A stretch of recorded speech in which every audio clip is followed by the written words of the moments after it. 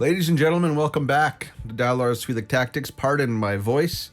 There is a wicked cold going through my household.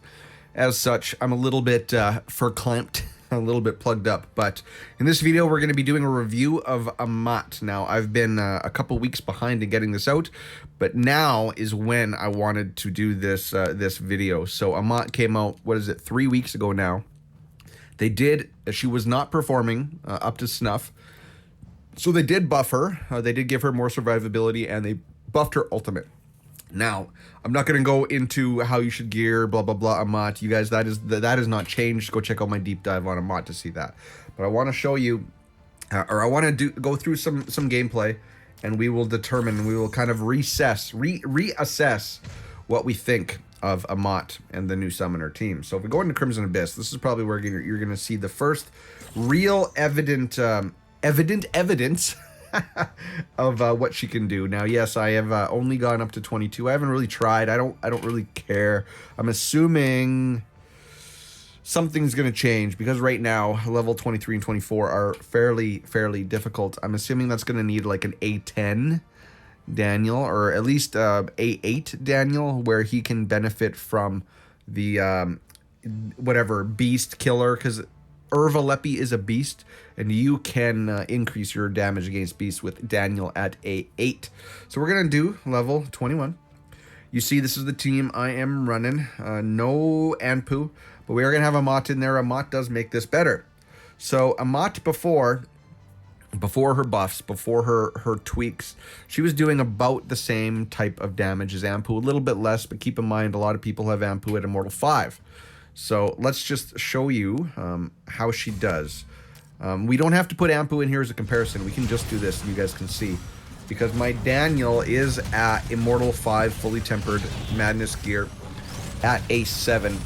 My Sif is about Immortal 3, again fully tempered madness gear.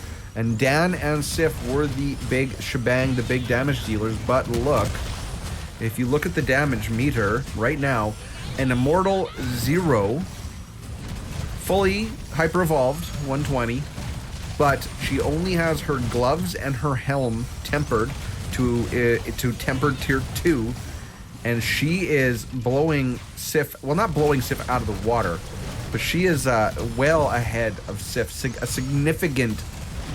She's significantly doing better than Sif in damage, and she is has the capability, like she is trying to get up there to Dan level. So right here, you can see that their tweak to her ultimate has definitely cemented her spot on at least this team in Crimson Abyss. But she, sadly,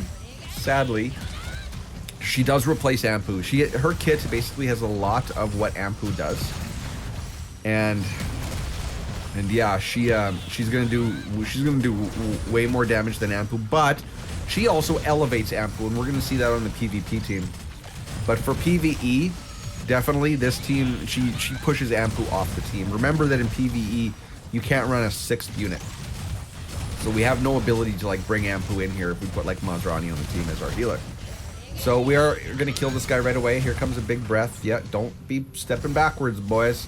And if you look at the damage meter right now, you can see 2.4. She's over 2 billion. She did what was that, a quarter more damage than Sif. So right there, very impressive. Again, remember Sif, Immortal 3 fully tempered gear, Dan Immortal 5 A7 fully tempered gear, and Sif's Immortal 0 with only the hands and the gloves tempered, and putting out lots in damage. We're not going to go into why. You guys should know that they've built hers kind of like Anpu. You want to run her in a surge set, and she's going to be spamming ultimates non-stop. Her ultimate is her main damage deal, but her ultimate is not a summon, so you don't run her in madness.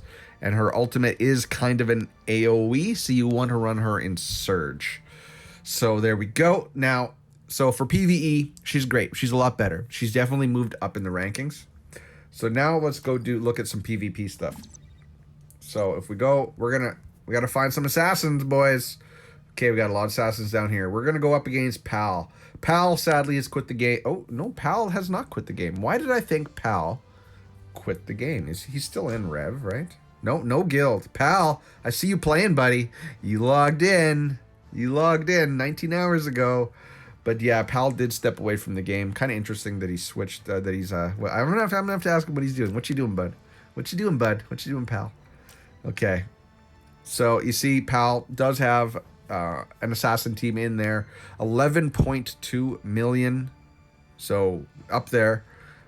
He is running Helentis over someone like Moto or Asuka. No, I think Moto and Asuka are probably better in, or Asuka.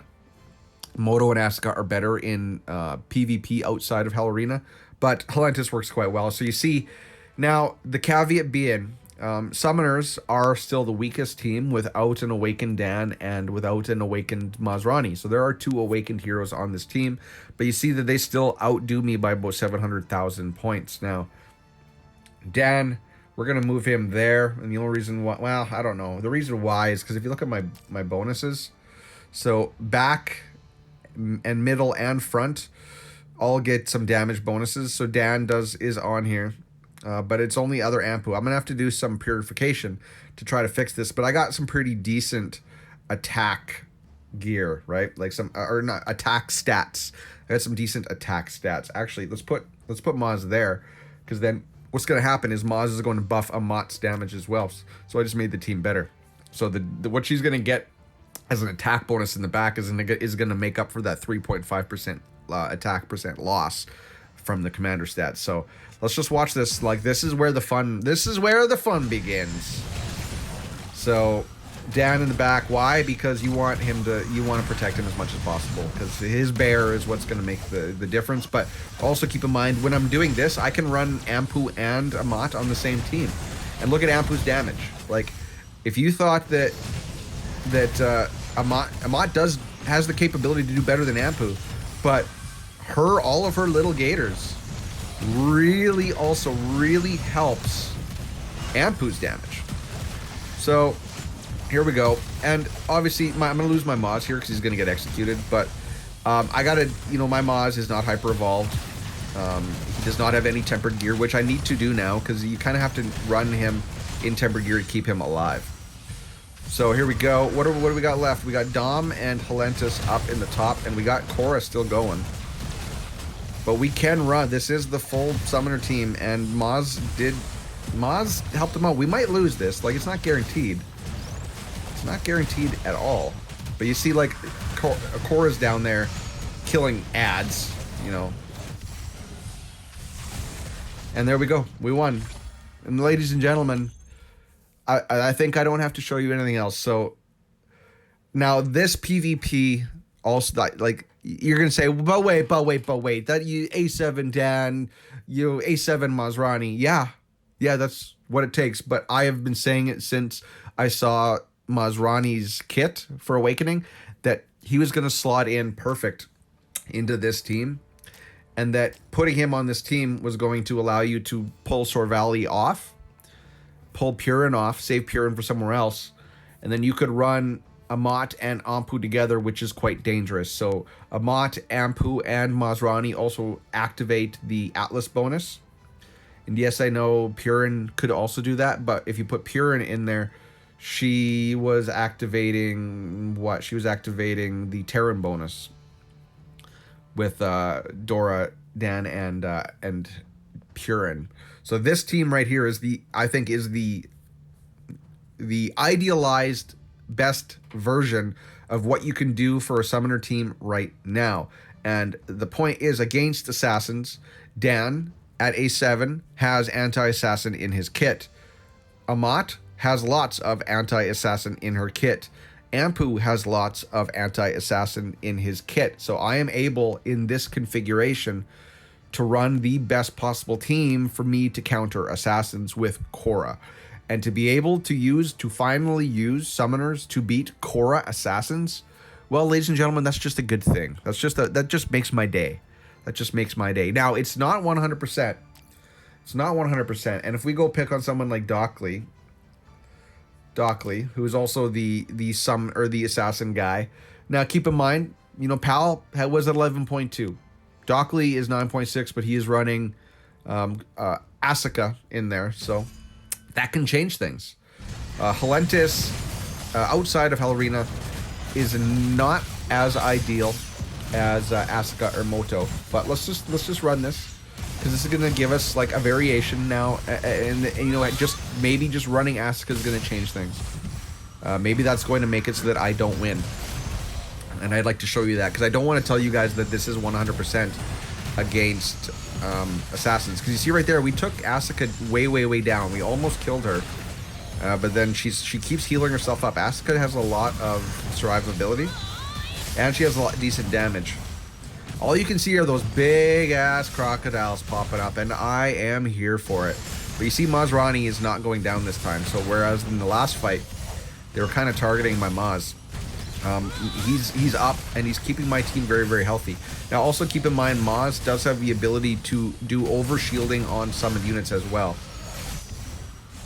So you definitely want to run a flashpoint or a revitalization crystal with him. Oh, and now my Amat is dead. Unfortunately, this was supposed to be the Amat video, and we can't show her off. But do keep in mind that she did her job. She definitely, you see her damage. Even dead, she's still beating Sif. Even dead, she is still beating Sif, and we still win. So, ladies and gentlemen, I'm gonna wrap that up right there. She's definitely better. She's definitely better. She definitely has a place in PvE and PvP. They did a good job. I do like her, but I don't think you're going to get the most out of her in PvP wise until you can also have an awakened Dan and an awakened Maz that's going to allow you kill core teams. But you've seen this team. This team can kill a lot with that configuration, with A7 Dan and A7 Maz. They can be quite, like, they shut down energy. They shut down a lot of things. Like, awakenings are changing the game. But in regards to Amat, I'm gonna give her, I definitely have to bump her rating up. Before, I think I just gave her an A. I think I said A minus, B plus, and then settled on just an A. I do have to give her a little bit of a bump up. I'm only going to give her about an A plus. Now, my rating is always from like SP down to F. Okay, so A is still kind of middle of the road. They made her better. She's not much better. She's not OP. She's definitely good. She's firmly a good hero, and as such, I'm going to give her a little higher rating. They did a good job making the tweaks. They didn't tweak her too hard. She does do a lot of damage. I think at Immortal 5, she's going to be insane. Keep in mind that all of this testing was done with an Immortal 0 Hyper Evolved 120 Tempered Only Gloves and Helm Amat. So she was definitely the weakest out of my entire team. But she made Sif look like hot garbage. And for that to happen, remember, we were giving Sif just like S ratings. S ratings. But the awakenings have changed things. So as such, I got to change. My ratings have changed. And now if I was to judge Sif, I would have to give Sif a lower rating. Like Sif would be B plus. B plus now. Because yeah, we have awakenings and SPs, and then everything else is fighting against themselves. So ladies and gentlemen, tell me what you think. Tell me if you agree with my A plus rating. Again, that is from F to whatever it is, F, D, C, B, A, triple S, SP. Tell me what you think. Tell me how you would rate her. The word of the day is crocodile, because I don't like to say alligators. I think crocodiles are more appropriate for an Egyptian-based hero. So crocodile's word of the day. Tell me your rating on Amat. Tell me what you think of the video. Tell me what you think of the whole summoner team in its idealized form. Till next time, ladies and gentlemen, have a good weekend. I will see you in the next video. Cheers, peace, bye-bye.